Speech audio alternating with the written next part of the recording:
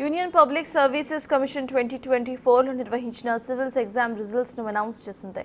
మొత్తం 1009 అభ్యర్థులు యూపీఎస్సీ పరీక్షల్లో అర్హతను సాధించారు.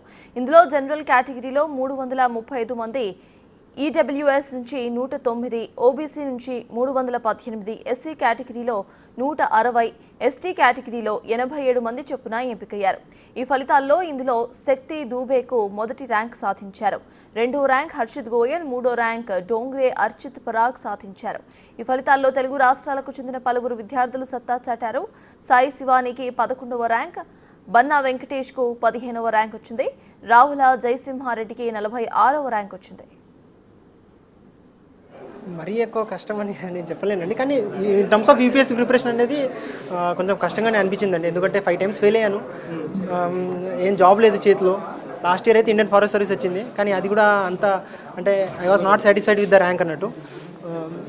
మోర్ ఓవర్ ఐఏఎస్ అవ్వదాం అనుకుంటాను, కానీ లాస్ట్ 6 ఇయర్స్ జర్నీ ఏదైతే ఉందో ప్రతి స్టేజ్లో నేను ఫెయిల్ అయ్యాను. ప్రిలిమ్స్ కానీ మెయిన్స్ 2 సార్లు ఫెయిల్ అయ్యాను, ప్రిలిమ్స్ ఒకసారి ఫెయిల్ అయ్యాను, ఇంటర్వ్యూ 2 సార్లు ఫెయిల్ అయ్యాను. సో అప్పుడు అనిపించినప్పుడు డౌట్ అనిపిస్తుంది. ఈవెన్ పొద్దున కూడా నేను ఎప్పుడైతే రిజల్ట్ రాకముందు ఒక 1-2 అవర్స్ ముందు నేను నా జర్నీ మొత్తం చూస్తున్నాను అన్నట్టు. అంటే 1-2 అవర్లో రిజల్ట్ వస్తుంది, ఏ ర్యాంక్ వస్తుందో తెలియదు, ఒకసారి చూద్దామని జర్నీ వచ్చినప్పుడు కూడా కళ్ళలో నీళ్ళు వచ్చేసింది. అమ్మ ఇక్కడ వరకు వచ్చాము, ఎప్పుడో స్టార్ట్ చేసినాము, అవుతామో అవ్వమో, అంటే మన టార్గెట్ అచీవ్ అవుతుందో లేదో, మన డ్రీమ్ అచీవ్ అవుతుందో లేదో అని అనుకున్నాను. కానీ హోప్ఫుల్లీ లాస్ట్కి అయితే ఐఏఎస్ అయితే వచ్చేసింది. మరి అంటే ఇది నా 4వ ఇంటర్వ్యూ అండి. సో ప్రతి ఇంటర్వ్యూ డిఫరెంట్ ఎక్స్పీరియన్స్ ఉండేది. ఈసారి కొంచెం ప్రీవియస్ ఇంటర్వ్యూస్ కన్నా కొంచెం డిఫరెంట్గా అయింది.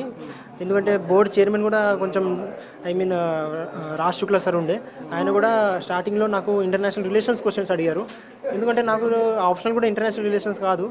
ఆయన అడిగిన క్వశ్చన్స్ కొంచెం టఫ్ అనిపించింది. However I try to manage the answers.